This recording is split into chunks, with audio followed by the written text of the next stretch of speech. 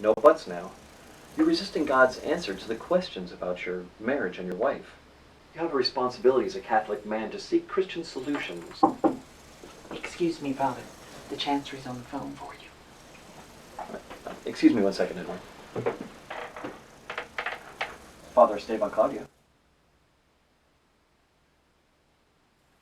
You know, this prank is in very poor taste. Find something better to do with your time. Where were we, Edward? I was saying Christian solutions are only possible when... Excuse me, Father. You hung up. The caller left this number. He said for you to call back immediately.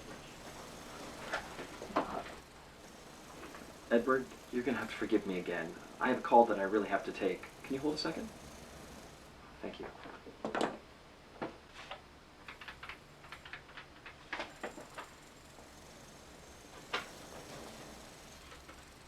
This is Father Esteban Claudio.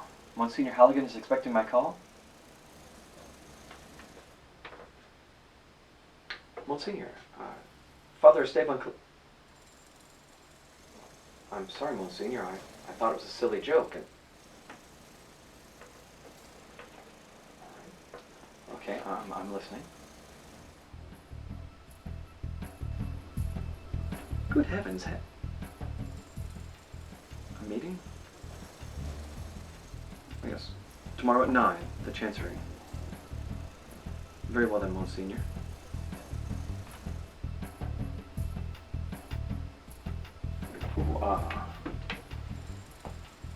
Yes, you were saying, Edward?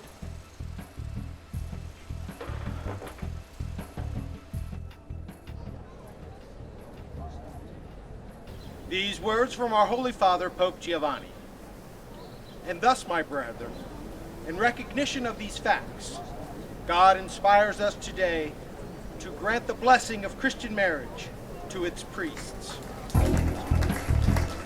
And here you have it, folks. You've heard it here first. News that has shaken the world. Catholic priests are now able to marry just like any other man, if they're ready for it, that is.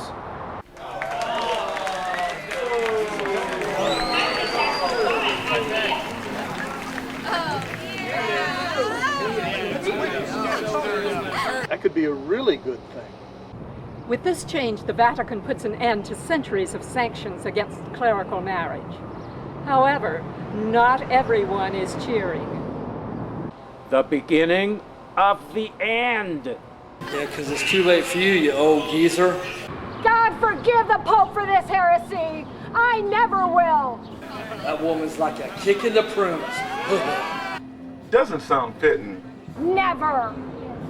Now, this has been discussed for years, talked about by religious and lay groups alike. Some have even proposed that this could be a remedy for the rampant sexual abuse that has plagued the Catholic Church over the past years. How will parishes and congregations all over the world prepare for priests and their new priestess? From Lylesville, this is Lewis Turner for WPEO. I say it's time those priests find out what we go through with the ladies. How would you know? You're always in here. You can't even find your own house when you leave this place. Hey, booze is a married man's best friend. It keeps you deaf and numb. It's a toast.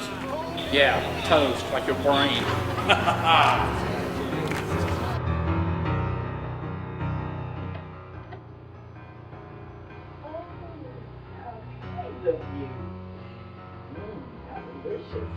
Now you be sure and tell him that it's for me now, Angie. Oh, don't worry, darling. How can anyone forget? Be careful driving home now, dear. We would not want you to end up crushed under some 18-wheeler.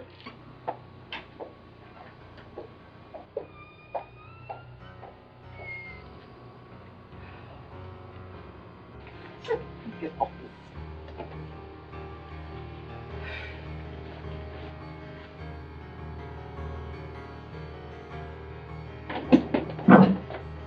Excuse me, Father.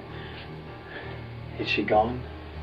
Are you going to spend the rest of your life hiding in here? This can't last forever. On to more important business.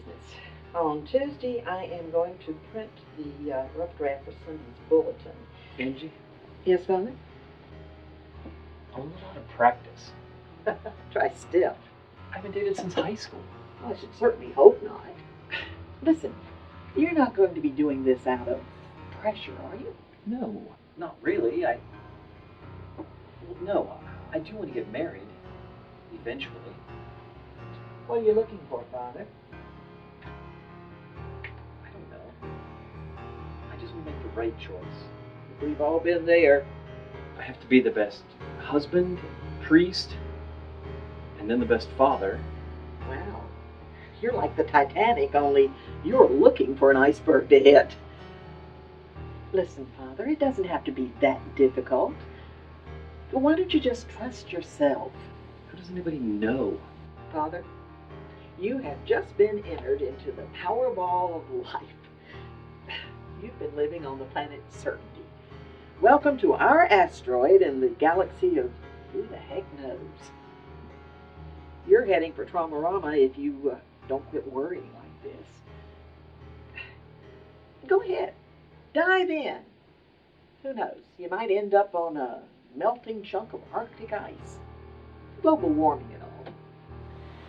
I keep her on a short leash, Padre. She's clean as a whistle. Fit for any clergyman. Yes, sir. No, I have not been very lucky with love, Father. Men just don't understand that life requires structure, order. There's a place for everything, and everything must be in its place.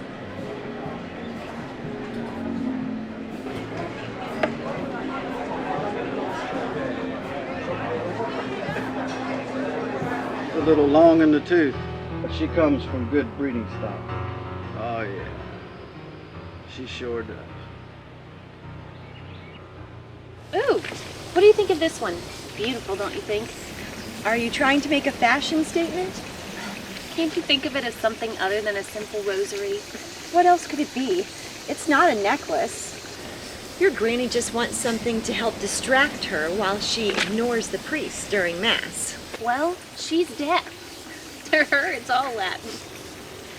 Well, then give her garbanzo beans strung with wire. It's the same thing. But rosaries are sacramentals. They're used for counting. The Muslims have the same thing. Kate! How can you be so rude? Newsflash, we don't have a monopoly. Sir, what do you know about rosaries? What do you want to know? Isn't it true that the Muslims have beads that are used for counting prayers? Well, yes, the Tasbih. Told ya. But they use their beads to count the names of Allah. We use it to revere Our Lady. Oh, but it wasn't always that way. Originally, they were used for counting our fathers, and it was known as the Paternoster for that very reason. But we owe the current use of the rosary to Saint Dominic of Guzman. What? A Spaniard. He was the founder of the Order of Preachers. I know who Saint Dominic is, but rosaries were in existence way before him, and their use to count Hail Marys didn't come till much later. I beg to differ. Oh, come on. I just want a rosary for my grandma, not religion class. Allow me to introduce myself. I'm Father Esteban Claudio, pastor of the parish of Our Lady of Perpetual Help in Lylesville. I guess you would know, then. I'm Laura Keene, Father. I guess we would both know. I'm Catherine Leitner. I studied all of that in school, too. Perhaps you should think of a refresher course.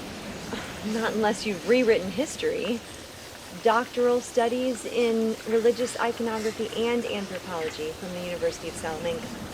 Then I defer to you, Dr. Leitner. Well, let me defer to you on matters of dogma, and you can refer to me on matters of interesting objects. She'll scratch your dogma if you scratch her objects. I'm always willing to yield to someone who knows more than I. So, do you come here often? Do I look like a co-ed? My apologies. I come here from time to time and I hadn't seen you here before. Do you work for a religious organization?